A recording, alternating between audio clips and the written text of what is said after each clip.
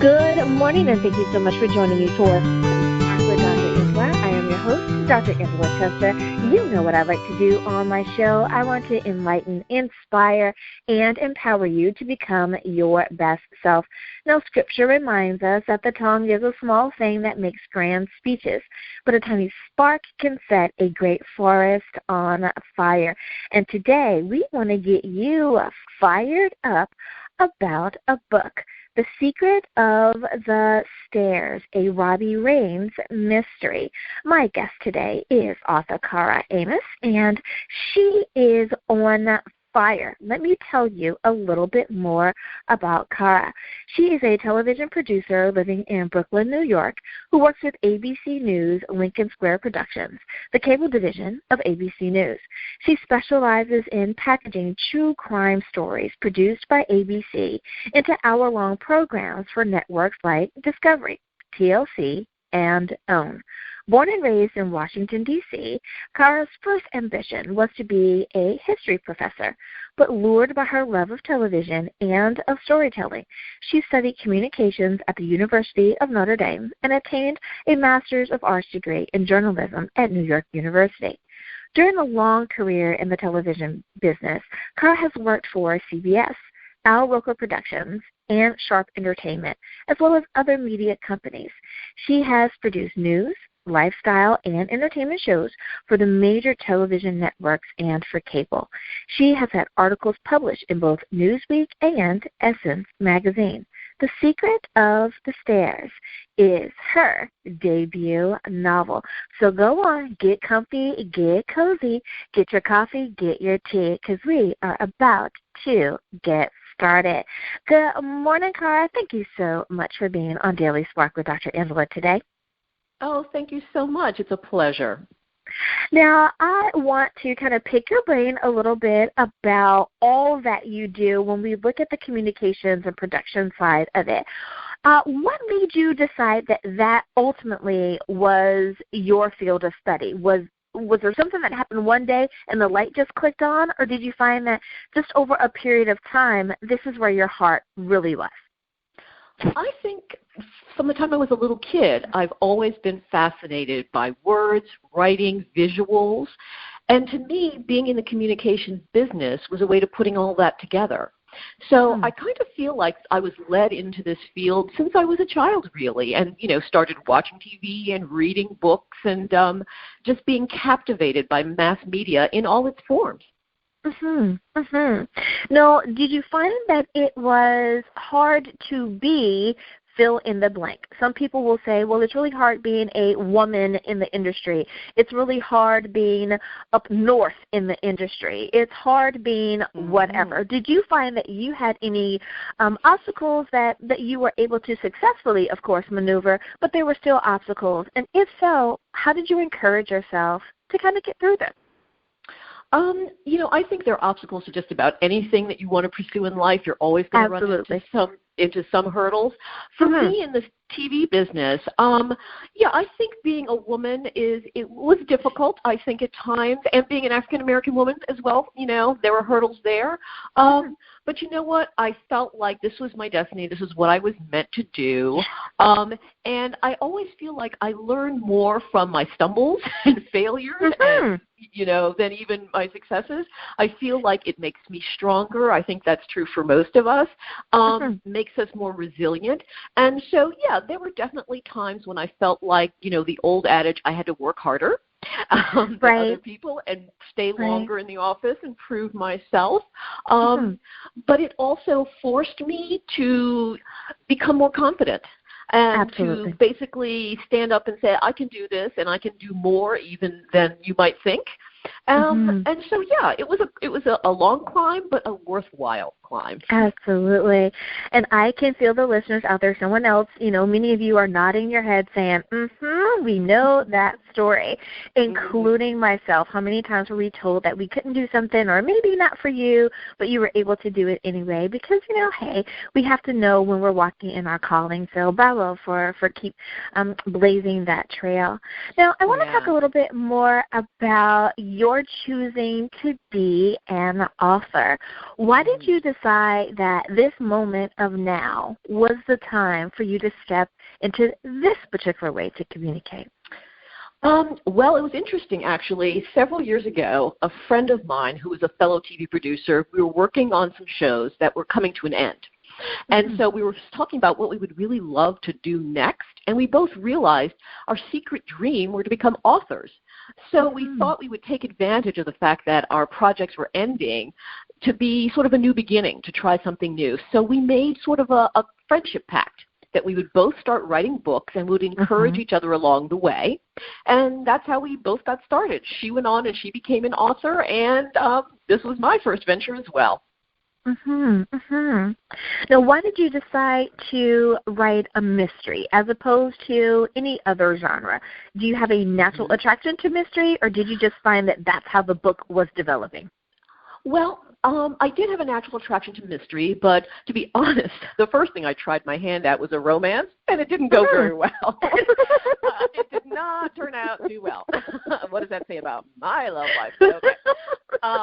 But my friend who did become a writer as well said, well, you know what? You've always loved mysteries. You're a big mystery fan, and you work on a lot of crime shows for your, TV work.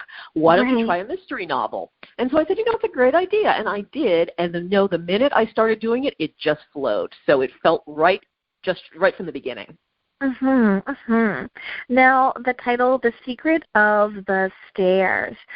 Did you find that the title came to you first and you kind of wrote the story around the title, or were you writing and the title kind of came from your writings? I'd say it came from the writing. I started writing the story, and as the story unfolded, a staircase became central to the story in more ways than one. And I said, that would make it for a really good title, because it is kind of a centerpiece, as the reader will find out in the story. I love that. Now, do we get a little bit of symbolism when we're talking about stairs, and of course the common symbolism of the up and down, or from one place to another? Does that play in? I know you can't tell, all of it. Yes, you do have to purchase a copy of the book, but does that kind of play into it as well, going from one place to another? Well, in a sense, yes. This is a story of an 11-year-old girl who is spending a summer at her aunt's house, a woman she barely knows, and she finds that an old murder happened years ago at the bottom of the stairs of her aunt's basement, and it was never solved. And this murder has kind of torn her family apart a little bit. So she, as the curious kid that she is, decides to see if she can't solve the mystery. So the staircase figures into the actual crime that happened years ago, but also into kind of, bridging the gap between the past of her family and the future. It's also kind of a link from the past and into the future. There's also a historical reference there, which I won't give away. But so there is a sense of, maybe a passage from one part of her life into another, from one situation with her family into another, so to speak. Now, without giving too much away, and one of the things that you mentioned was a bit of history. Did you find that including bits of history would help take the reader along the path? It would help them on the journey as they read, to give them some type of reference? Yes. My character, Robbie Raines, is a history nerd, just like I am, actually. And she uses her love of history to help solve this crime. And, if you look over the history of, great sleuths and crime solvers in fiction, they all have a talent that helps them. And in this case, Robbie's talent is her knowledge of history. She uses that to uncover clues that maybe other people who don't know as much about history might not see. So that's her sort of hidden talent. And I wanted to incorporate that because I know so many people look at history as something dull and boring and full of just dates and names. And I've always had a passion for it, so I thought weaving in my passion for history into this book and showing how it can be actually useful and interesting might inspire other people as well. And you really said something there, because most people, when you mention the word history, you kind of get that grumble, mumble, kind of like, who wants to do that? But I have found that when the person who's talking about the event is excited about the event, when they themselves have a love of history and they share from that place of passion, then you're able to enjoy the story that much more. You want to delve deep. When they show you those little bits and pieces that perhaps you wouldn't have unturned on your own, it's, oh, really? You know, so yeah. Exactly. And I always feel like, so much about our present is informed by the past, which we don't even know. And so I, would hope that in some small way I might spark an interest in history among other people, because it's something that I have found fascinating in my own life, to learn what others before us have done, what they've achieved, what they've conquered, and how their achievements, their ups and downs have led to where we are now. I find that very interesting. So, I made my character a history nerd like me, and maybe I can convert one or two more people out there. I love it. I love it. Now, if there is one particular takeaway, and perhaps you have more than one, but if there's one particular takeaway that you want for anyone who's purchased your book to have, they've read it from cover to cover, what do you want for them to remember? What's a takeaway for them? To always be curious. And to constantly have a curiosity about life, about the world around you, to always ask questions. And that's something that, again, if they read the book, they'll find that my character is a curious young girl with a lot of questions, but it leads to good things in the end. So, yeah, I would say to always maintain a curiosity about life and about the world around you. I think that's so true. And as we mature or get older, sometimes we have a tendency to just kind of participate in the rat race. We just get so busy with the hustle and bustle of our day-to-day that we forget to have that childlike curiosity about the things that are around us. And we kind of become oblivious to the other things, and we do need to keep our eyes open. Thank you so much for that reminder. Well, it is almost time for us to go to break, Cara, and I want to make sure that everyone is reminded of a few things. One, can you remind everyone, what is the title of your book, where can we pick up a copy, and how do we follow you online? Yes, so the name of the book is The Secret of the Stairs, a Robbie Raines Mystery. You can get that at Amazon.com, BarnesandNoble.com, and you can even go to the website called Robbie Mysteries Secret, all one word, .com, and purchase a copy there through the publisher. All righty, listeners, now you know where you can pick up a copy. We'll be back right after this.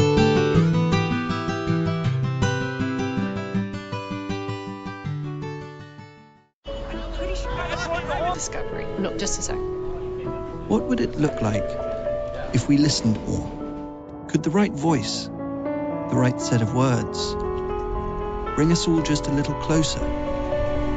Get us to open up, even push us further? It could, if we took the time to listen. The most inspiring minds, the most compelling stories. Download Audible and listen for a change. Before every slam, I pick out 7 outfits. 7.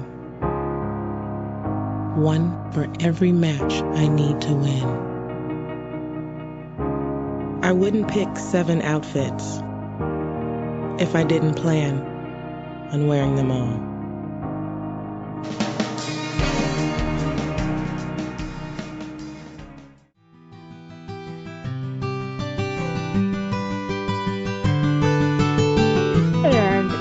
Are back. Thank you so much for joining me for Daily Spark with Dr. Angela.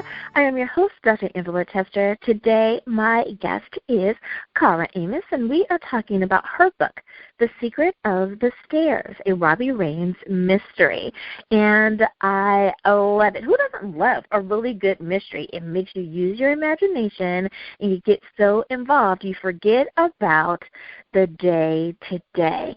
I love using my imagination to really sink my teeth into a good book. That's one thing that I think my mother passed on to me. She used to read to me as a little person, and I mean like 2, 3, 4, 5 years old, and would bring kind of animation to the story by the way that she read the story. And it made reading fun, and it brought it alive. And heaven forbid, if it was something where there was a lot of action, it was wonderful. So, you know, I think about this, and it's like, oh, this would probably be a really, really good one. So I have to ask you, is your book something that you think would appeal to kids or teens, or what's the age group for your book? Yeah, I think the age group would be age, say, 8 and up. So it's really a book for kids of all ages. Anybody who likes a good mystery, anybody who, like I say, might be interested in a few interesting history tidbits, and is looking for something new, and also looking for an interesting, diverse character. I think they'll like this book. Now, what can be done, in your opinion, what do you think can be done to get kids more interested in reading? I mean, we have smartphones. We have so much out there to distract our children now as well. So do you have any ideas on how we can get them to fall in love with books again? Yeah, you know, it is hard, but I do think e-books is a great thing because it gets kids reading on their devices, and maybe online book clubs for kids. You know, so many adults now have book clubs, you know, to get together.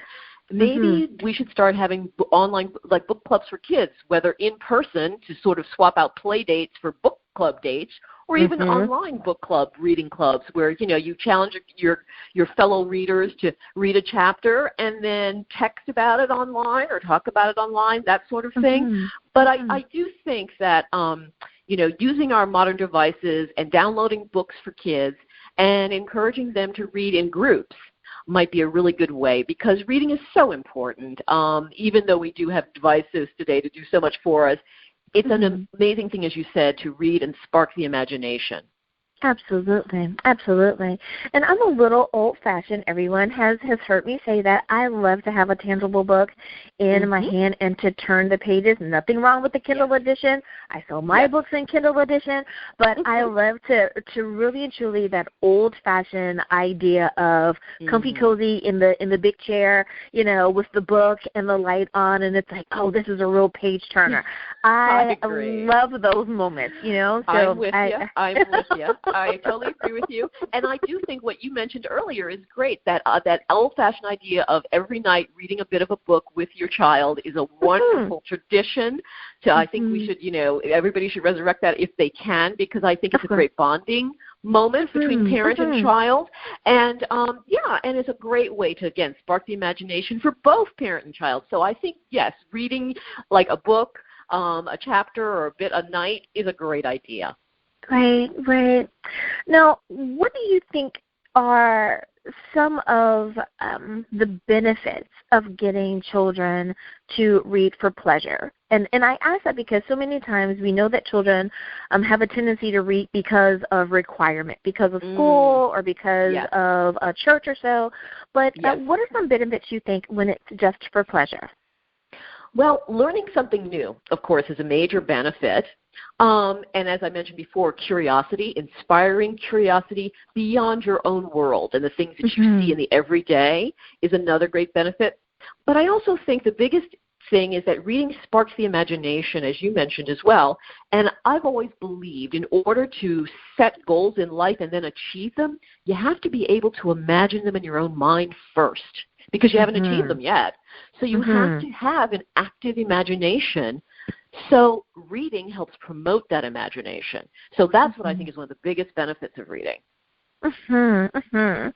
Now, for some people, they say, I really don't know what my options are. I have this really great idea for a book, and I don't know how to go about getting my book published.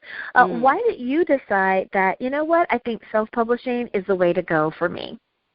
Right. Well, as someone who is in the media business, I've seen how difficult it is to get a book published the traditional way, which would be getting an agent to represent you to a publisher.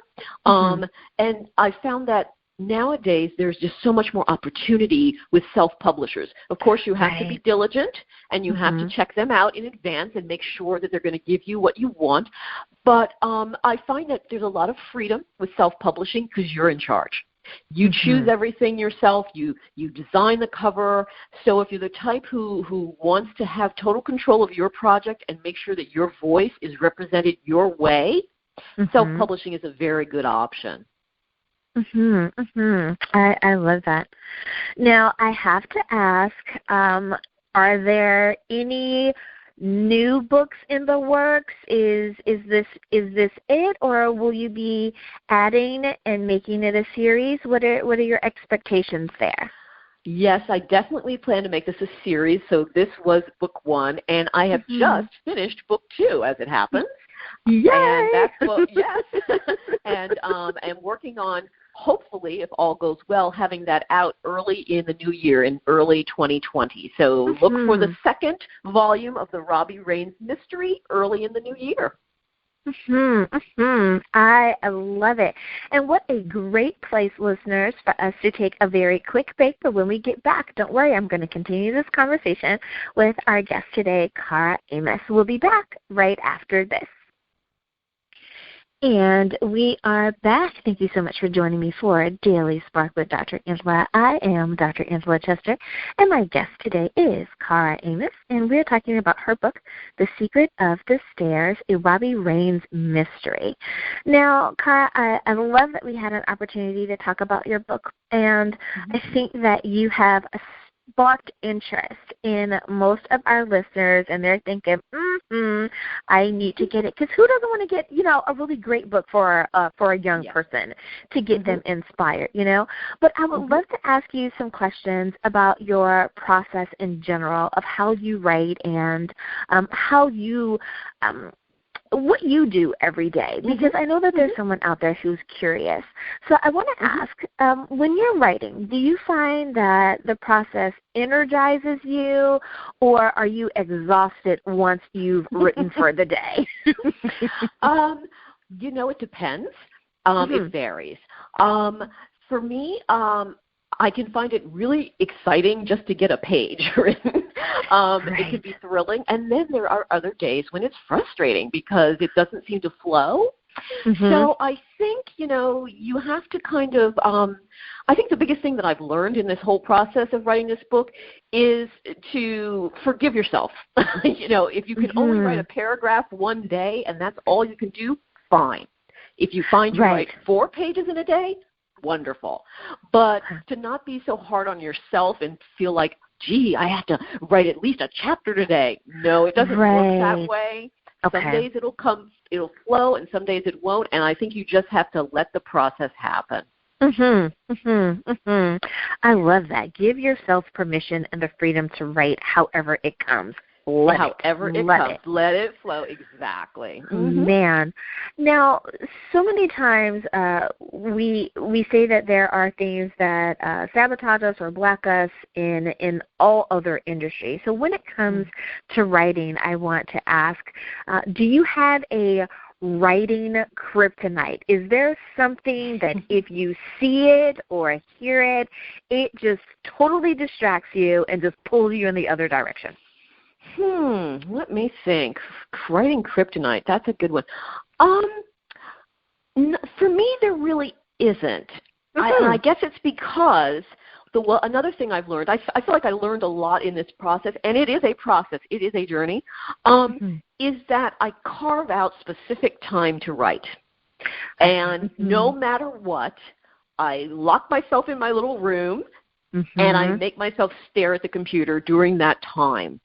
And even, like I say, if I only, get 3 words written, that's my time. So I don't let anything else distract me. I turn off the phone, turn off the TV, put anything away that might be a distraction, and just say, for these 2 hours, I'm going to focus, and that's all I'm going to do. So I found that for me has been the most successful way to get it actually done, is to just wall off the world for whatever time you can and focus on the writing. But that is so smart. We would do that for any other thing that we're doing, be it that we're, at our day job, or we're doing something with our children or with our spouse or our mate.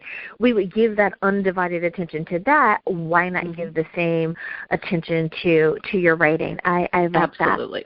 Now, if you could tell your younger self anything, this is like the author question, right? If you could tell your younger self anything about writing or about where you want to be ultimately as an author, what would that be? Do it because you love it. I think that's the most important thing. You have to enjoy doing it, because there's no guarantee it'll be a success. Who knows? Right. But if you enjoy it, if you love it, do it. Absolutely. And don't be afraid to fail. So I guess it would be 2 things I would tell my younger self: to do it because you enjoy it, regardless of whether it's a success or not, and don't be afraid to fail. If it ends up not being exactly what you thought it was going to be, that's okay.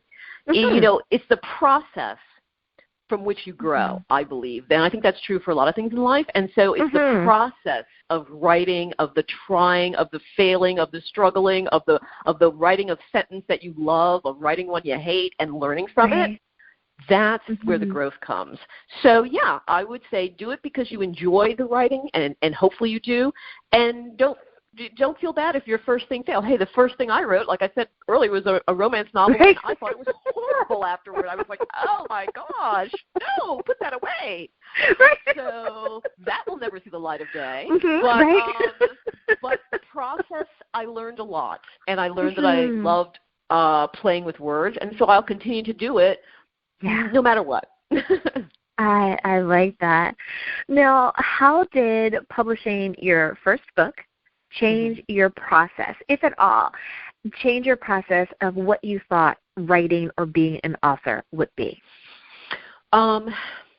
It's definitely made me more disciplined, because as I said, when you're self-publishing, you have to do everything yourself. You're totally responsible. So it's made me, again, having to carve out so many hours every single week, no matter what, to focus on the book, to focus on the writing.